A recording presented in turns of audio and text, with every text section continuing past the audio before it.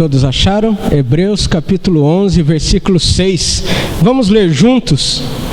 De fato, vamos juntos? De fato, sem fé é impossível agradar a Deus, porquanto é necessário que aquele que se aproxima de Deus creia que Ele existe e que se torna galardoador dos que o buscam.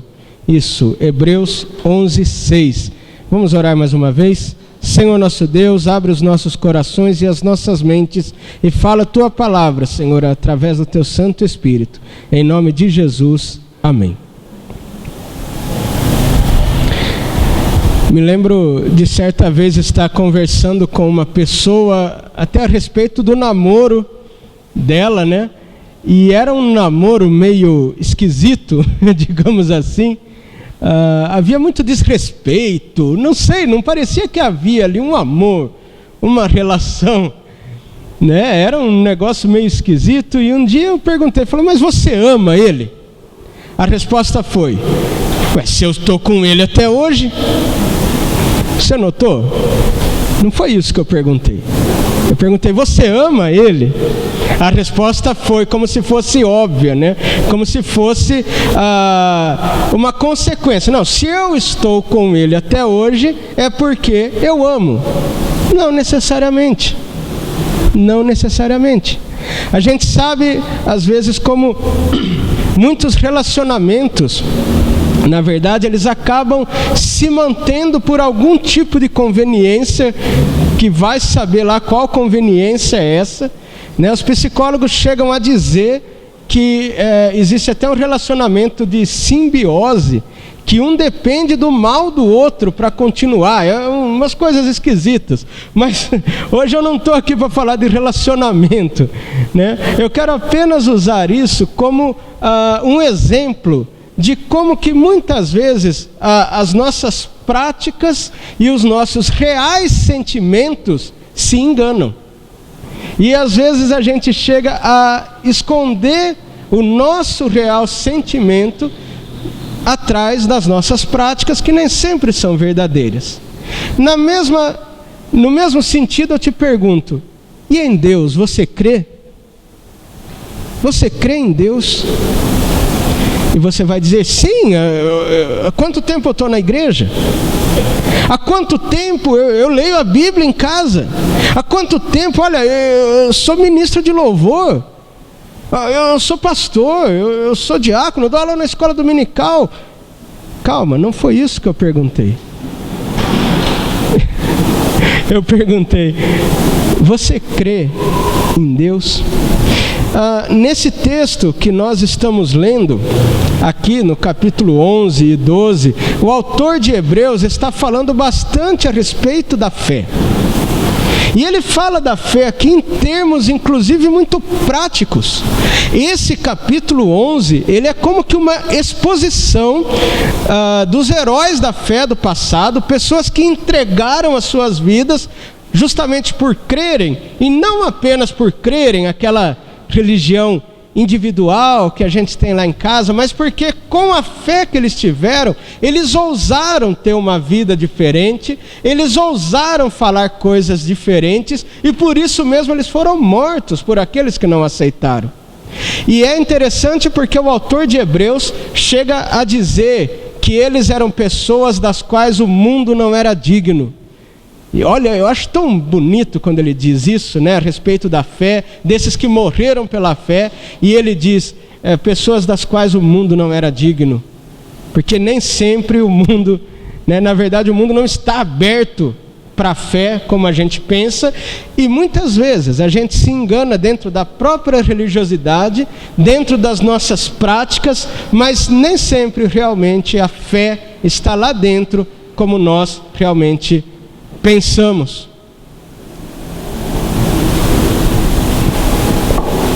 E aqui ele afirma que de fato, sem fé é impossível agradar a Deus. Sem fé é impossível agradar a Deus. Você pode construir o maior templo, você pode fazer a melhor banda, você pode ter a maior igreja, você pode, como disse Paulo lá em 1 Coríntios 13, entregar todos os seus bens aos pobres, entregar seu corpo para ser queimado, fazer diversas coisas, né? Não haverá nada se não tiver amor. E da mesma maneira, sem fé, é impossível agradar a Deus. Por quê? Porque é necessário que aquele que se aproxima de Deus creia que Ele existe e que se torna galardoador dos que o buscam. Então, nesta noite eu gostaria de falar sobre a fé que agrada a Deus.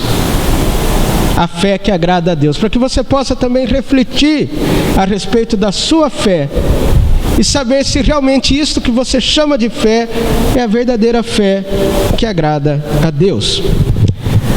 A fé que agrada a Deus, em primeiro lugar, parece óbvio, ela crê que Deus existe.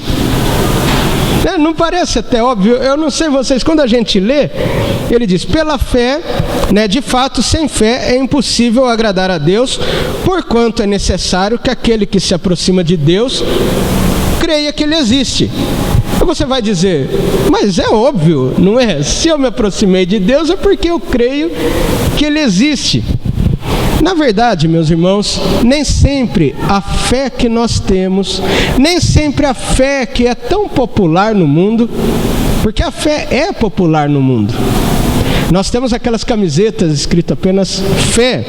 Nós temos a ideia de fé. Dificilmente você encontra ateus de verdade. Hoje em dia já existem bastante ateus por várias circunstâncias. Questões filosóficas, questões científicas. Mas é um ateísmo que às vezes parece mais ser uma revolta contra a religião do que propriamente uma falta de fé. Porque é interessante que mesmo pessoas que dizem não acreditar em Deus, eles acreditam em alguma coisa, eles têm fé em alguma coisa às vezes mágica, ou às vezes alguma coisa científica, mas dificilmente você encontra alguém que realmente não tem fé em nada. A fé acaba sendo popular, acaba sendo muito conhecida. Eu me lembro até de duas músicas populares muito conhecidas, né? Uma diz, andar com fé eu vou, que a fé não costuma falhar, né? Lembra dessa? Andar com fé eu vou, que a fé não costuma falhar. Tem uma outra que diz assim, a arte de viver da fé, só não se sabe fé em quê, né? A arte de viver da fé, só não se sabe fé em quê. E é interessante que isso, como são músicas populares, e é interessante que as músicas populares elas têm a capacidade de expressar aquilo que vem do meio popular, e realmente o que nós encontramos são tipos de fé que realmente elas são faladas, elas são bonitas, elas estão por aí, mas elas parecem não ter um significado, parece muitas vezes não ter um objetivo. Parece que muitas vezes é a fé pela fé. Eu tenho fé e eu creio que vai acontecer, por quê? Por causa da minha fé. Eu tenho uma grande fé. Tá, mas fé em quê? Não, fé que vai dar certo. Peraí, mas a fé é em quê? E muitas vezes o que a pessoa coloca como fé é aquela sua grande intuição, é aquela sua grande coragem, é aquela grande força para ir atrás de algo, mas que ele não sabe o que é exatamente. E muitos preferem manter essa fé mesmo como algo distante. Porque enquanto essa fé não tiver um objeto, enquanto essa fé não tiver um objetivo, você dá o nome que você quiser para essa fé. Você controla. E começa a dizer, não, na minha fé é assim, na minha fé é assim. E quando a gente vê, a gente está tendo a fé simplesmente como uma motivação pessoal. Você começa a notar como que nem sempre a fé em Deus crê que Ele existe. Porque às vezes está só na pessoa que crê, não no Deus que se crê. E é interessante, eu pergunto, o que vale mais? Uma pequena fé no Deus eterno ou uma grande fé em nada? O que vale mais? No meio evangélico, a fé muitas vezes é vista como o mover no sobrenatural. É um tema que apareceu e que em alguns sentidos até pode ser usado, né? Eu entendo que há momentos em que pode ser usado, mas parece que é assim, existe algo sobrenatural e eu consigo me mover dentro dele. É claro que Deus é sobrenatural, mas quando a gente coloca assim, algo sobrenatural, nós começamos a criar a ideia de que existe um poder, uma força sobrenatural acima de nós e que nós precisamos encontrar algum meio de entrar nele e pegar nele aquilo que nós precisamos. Mas mais uma vez, nós temos a ideia de um sobrenatural que não tem nome. É um sobrenatural que não é definido. É um sobrenatural que ele simplesmente existe, que ele simplesmente está aí. E que eu, com as minhas práticas religiosas, ou com a minha fé, consigo tocar nele, mexer nele, conseguir aquilo que eu quero. Muitas vezes a fé, no meio evangélico, é visto como que uma moeda espiritual para eu comprar coisas sobrenaturais. Gente, isso é uma redução enorme. Você já pensou dessa maneira? Às vezes a gente não pensa assim, tal pessoa conseguiu tal coisa, porque ele tem mais fé. A outra pessoa tem menos coisa, porque ele tem menos fé. E de repente nós começamos a achar que o tanto de coisas, tanto de bênçãos que nós temos, é devido à quantidade de fé que nós temos. E a hora que vê, parece que a gente está tratando de um comércio espiritual. Cada tanto de fé, ou cada prática espiritual que eu faço, eu aumento uma moedinha na minha fé. Oba, já estou com bastante fé, já dá para eu orar pedindo alguma coisa para Deus. Ou às vezes até achamos, não, Deus já me deu uma bênção tão grande, eu não vou pedir mais nada, porque agora meu crédito acabou. Gente, que relacionamento é esse que nós estamos criando a respeito de Deus? Em todos esses casos que eu falei, seja da fé popular, que fala da fé pela fé somente, seja no mover sobrenatural ou no dinheiro espiritual, tudo isso tira de vista a pessoa de Deus. Tudo isso acaba tirando de vista o ser de Deus, aquele em quem nós colocamos a nossa fé, porque Ele é que é bom, Ele é que é justo, Ele é que é poderoso, não a minha fé, não a sua fé. A fé é o que nos liga a Ele, mas quem tem o poder, a decisão, a justiça, a história na sua mão é o nosso Deus. E quando desaparece a fé em Deus, quando nós deixamos de crer que Deus existe, nós passamos a acreditar, na verdade, em nós mesmos, na nossa religião, no nosso ritual. A questão começa a ficar se a gente faz oração de pé, ou sentado, ou de joelhos. Sabe quando começa esse tipo de discussão? Mas pode orar deitado? Não, só pode orar de joelho. A gente começa a achar que é a forma das coisas que determinam isso. Ora, e onde está o Deus que nos salvou? Onde está o Deus que é Senhor, o Rei dos Reis, Senhor dos Senhores? Onde está o Deus que é o Senhor de toda a história, que efetua em nós tanto querer quanto realizar? Onde está aquele Deus que é justo, que sabe o que é melhor? Onde está esse Deus? Meus irmãos, nós precisamos ficar atentos, porque a fé, ela está perdendo o seu foco, o seu objetivo. Isso é uma mudança tão sutil que Jesus fala de algo parecido lá em Marcos capítulo 7. Dá uma olhadinha.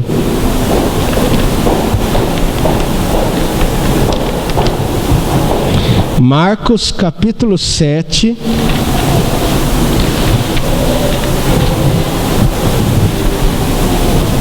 Versículos 8 e 9.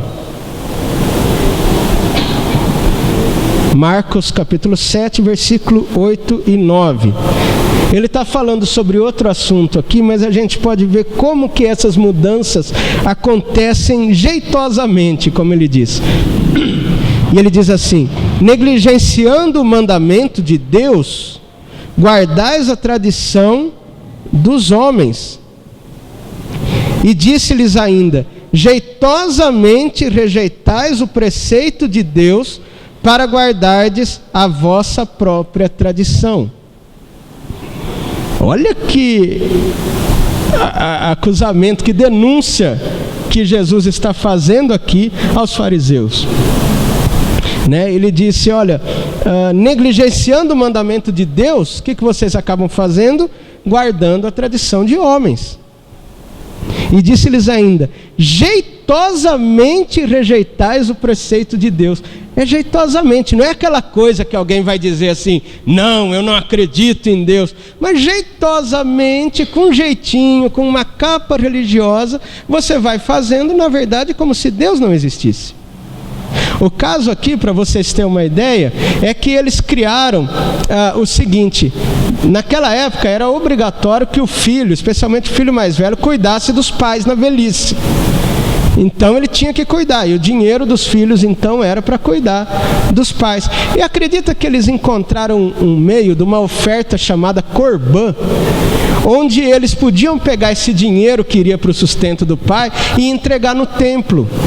Porque eles poderiam dizer: talvez meu pai não precise, meu pai tem posses, então esse dinheiro eu coloco na igreja, chamado de corbã.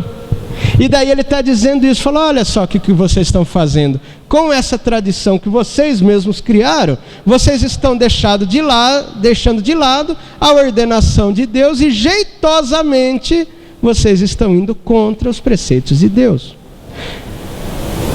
Você crê em Deus? Você crê que Ele realmente existe? Que Ele é o Senhor eterno, Senhor da história? É assim que você crê?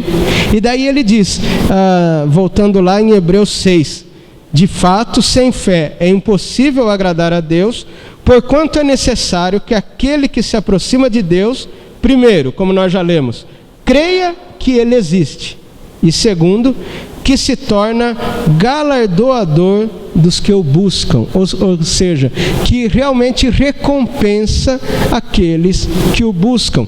Qual que é a ideia dele recompensar os que o buscam? É mostrar que justamente é Ele quem faz a vontade dEle na nossa vida. É Ele quem nos dá aquilo que Ele quer nos dar. É Ele quem é justo, quem é sábio. Nós entramos realmente num relacionamento com Deus, onde o mais importante não é o tamanho da nossa fé ou os nossos desejos, mas é o tamanho do nosso Deus e a vontade dEle. Às vezes a gente diz, eu gostaria tanto de saber qual é a vontade de Deus para a minha vida. E eu digo, a vontade de Deus para a sua vida é que você seja justo. A vontade de Deus para a sua vida é que você pregue o Evangelho. A vontade de Deus para a sua vida é que você resplandeça a luz que Ele colocou no seu coração. Nós precisamos reaprender que o que interessa realmente para a nossa fé não é se Deus faz as nossas vontades, mas se nós fazemos as vontades de Deus. E Ele é quem vai se tornar o recompensador, vamos dizer assim, daqueles que o buscam. É Ele que sim vai nos dar os galardões, vai nos dar as recompensas. É Ele que sabe de tudo que nós realmente necessitamos. Ora, qual é o pai que se o filho pedir um peixe lhe dará um escorpião? Ou que se pedir um pão lhe dará uma pedra? E da mesma maneira a gente pode dizer que se um filho pedir para nós um escorpião, nós não vamos dar o escorpião. E se ele pedir uma pedra para comer, nós também não vamos dar uma pedra para comer.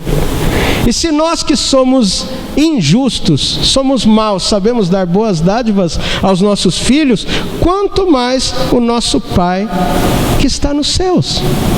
A grande questão é quem é o Deus em que nós cremos. Por causa daquela bagunça que nós dissemos, de tanta pessoa ter fé, mas não saber no que, muitas vezes a pessoa de Deus também fica bagunçada nas nossas mentes. E às vezes nós dizemos, tudo é Deus. Tudo é Deus. Eu me lembro de uma irmã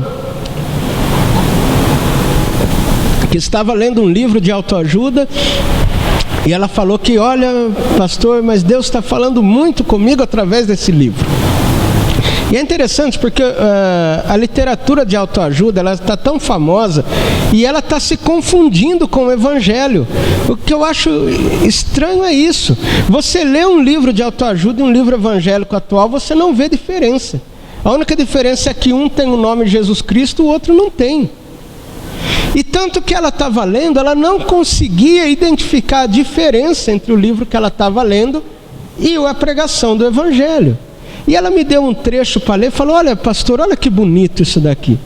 Eu não me lembro da frase toda, mas a ideia é que Deus era o quê? Era o pensamento nosso. Quem que é Deus? É o nosso pensamento positivo. Então é interessante porque no livro até se usava o termo Deus, a palavra Deus, mas na verdade você via que o que ele entendia por Deus era o seu pensamento positivo, a sua vontade. Onde está Deus? Onde está Deus nessa situação? Em qualquer um desses casos não há propriamente um relacionamento. Meus irmãos, nós precisamos entender que Deus é um ser pessoal. Deus é uma pessoa, o Senhor do universo. Aquele que era, que é e que há de vir. Que conhece a mim e a você pelos nossos nomes. E que se relaciona, nos chama pelos nomes. Da mesma maneira como Ele se revelou a nós. Ele é o Senhor que se revelou em Jesus Cristo.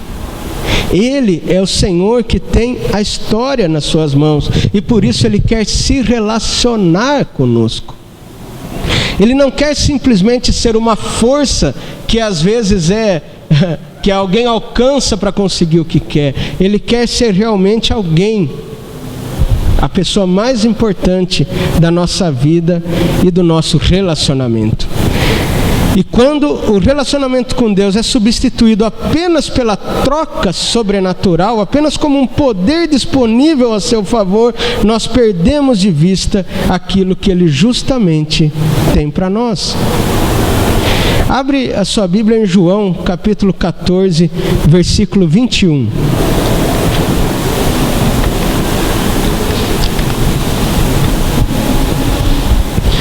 João, capítulo 14, versículo 21.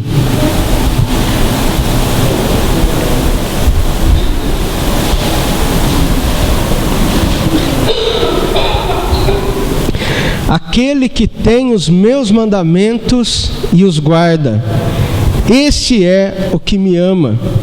E aquele que me ama será amado por meu Pai, e eu também o amarei e me manifestarei a Ele. Olha que coisa mais bonita, onde Jesus está falando sobre se manifestar a nós, como realmente aparecer a nós. E aqui ele coloca, olha, aquele que tem os mandamentos e os guarda, esse é o que me ama. É interessante que a fé muitas vezes parece que ela é assim, só uma emoção que você sente. E aqui ele já traz algo mais concreto. Quem é que me ama? Quem é que realmente tem fé em mim? É aquele que tem os meus mandamentos e os guarda. Esse é o que me ama. Ora, nós dizemos que amamos a Deus, mas não nos importamos nem um pouco com a oração, com a leitura da Bíblia, com nada. Que amor é esse?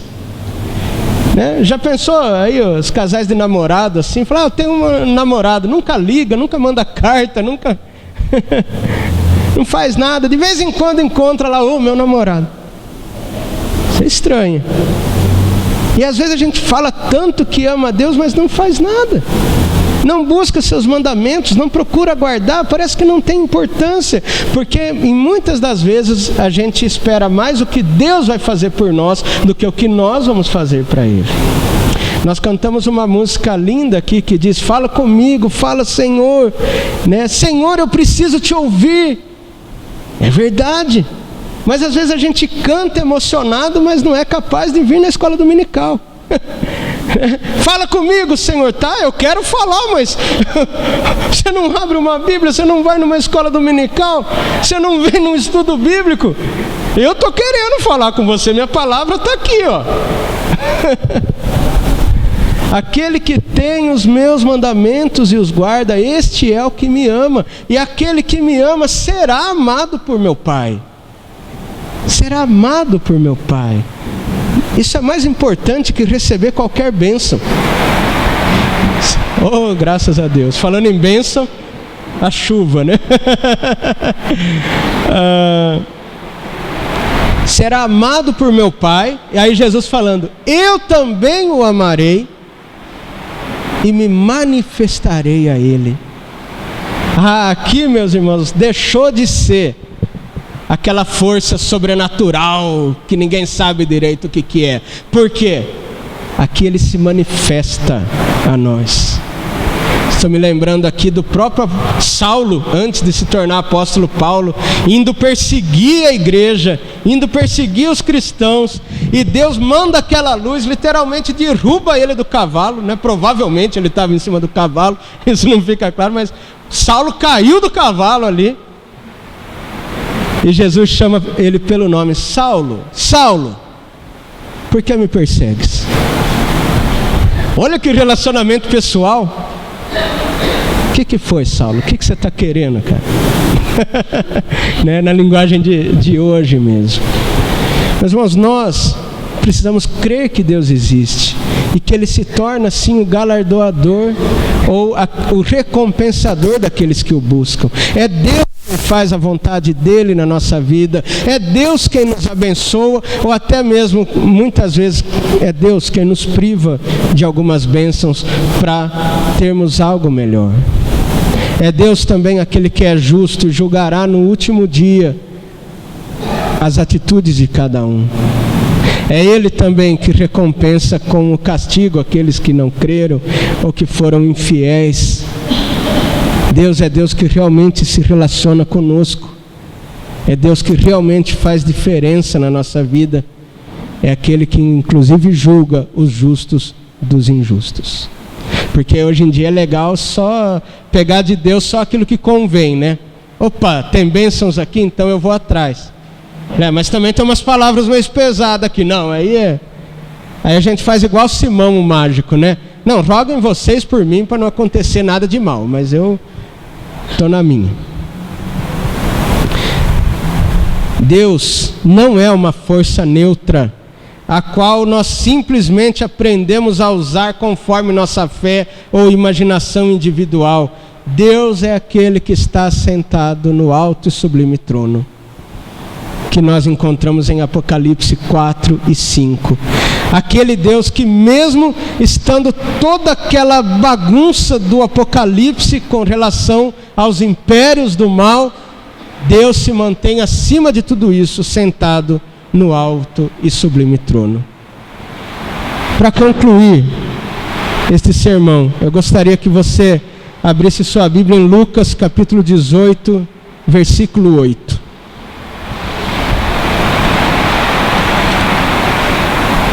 Lucas capítulo 18, versículo 8.